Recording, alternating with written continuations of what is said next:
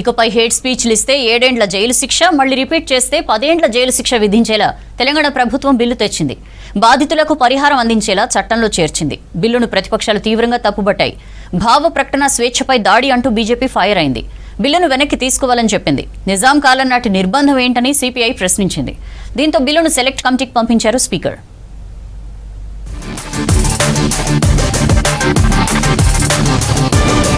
శాసనసభలో hate speech and hate crimes bill ప్రవేశపెట్టారు మంత్రి పొన్నం ప్రభాకర్. హేట్ స్పీచ్ ని నాన్ బెయిలబుల్ నేరంగా పరిగణిస్తామన్నారు మంత్రి. హేట్ స్పీచ్ చేసిన వారికి గరిష్టంగా 7 ఏళ్ల జైలు శిక్ష పడేలా చట్టం రూపొందించామని చెప్పారు. నేరాన్ని రిపీట్ చేస్తే 10 ఏళ్ల వరకు శిక్ష పడుతుందన్నారు. బాధితులకు పరిహారం అందేలా చట్టం తెచ్చామన్నారు మంత్రి పొన్నం. ఆధారం లేని కూడా ఏదో దాని మీద శిక్ష చేయొచ్చు అనే విధంగా మాట్లాడుతూ ఉన్నారు. అదేవిధంగా మొదటిసారి చేసినటువంటి వాళ్ళకు పెద్ద కఠినమైన శిక్ష కాదు ఇది. మొదటి వారు చేసినటువంటి వాళ్ళకు పరివర్తన రావడానికి సంబంధించిన విధంగా చర్యలు తీసుకునేటువంటి కంటిన్యూగా అబిషనల్లీ అటువంటి విధానమే కొనసాగించుతున్నటువంటి ఒక విధానం ఉంది.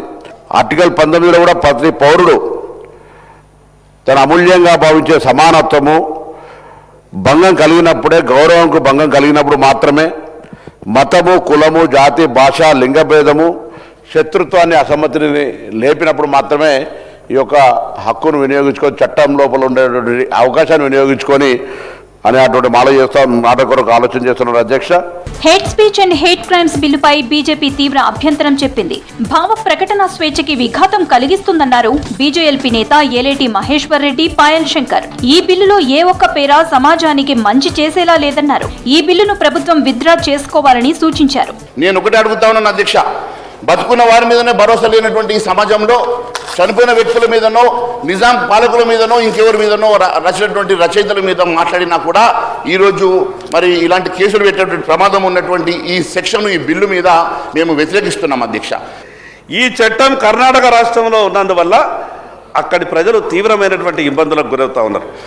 కాబట్టి ప్రభుత్వం ఉన్నటువంటి చట్టాలనే వాడుకునేటటువంటి ప్రయత్నం చేస్తేనే బాగుంటుంది.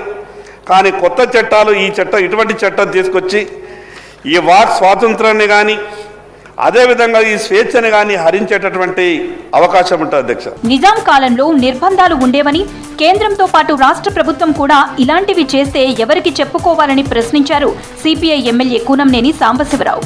ఈ వీటిని కంట్రోల్ చేసుకోవడానికి ఉన్న చట్టమే సరిపోతుందనేది నా అభిప్రాయం అధ్యక్ష. ఉన్న చట్టమే సరిపోతుంది. దీనిలో ఈ పాయింట్స్లో కూడా చాలా ఏ పాయింట్ కూడా క్లారిటీ లేదు. తర్వాత అనుమానాలు వచ్చే విధంగా ఉన్నాయి అధ్యక్ష. సెలెక్ట్ కమిటీకి వేసి మళ్ళా చర్చలు జరిపి ఇదంతా కంటే ప్రభుత్వమే పునరాలోచన చేసి ఈ చట్టాన్ని విత్డ్రా చేసుకోమని చెప్పి నేను ప్రభుత్వాన్ని కోరుతున్నాను అధ్యక్ష.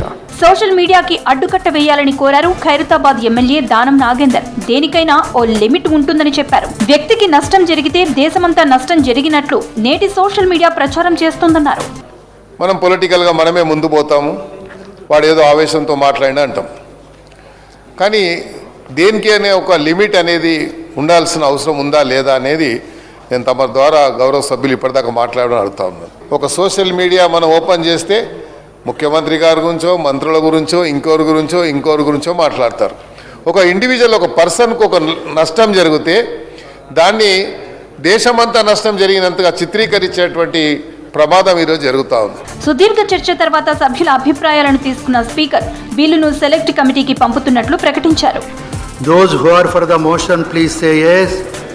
Those who are against please say no. As have it. The motion is carried and the bill is referred to the select committee.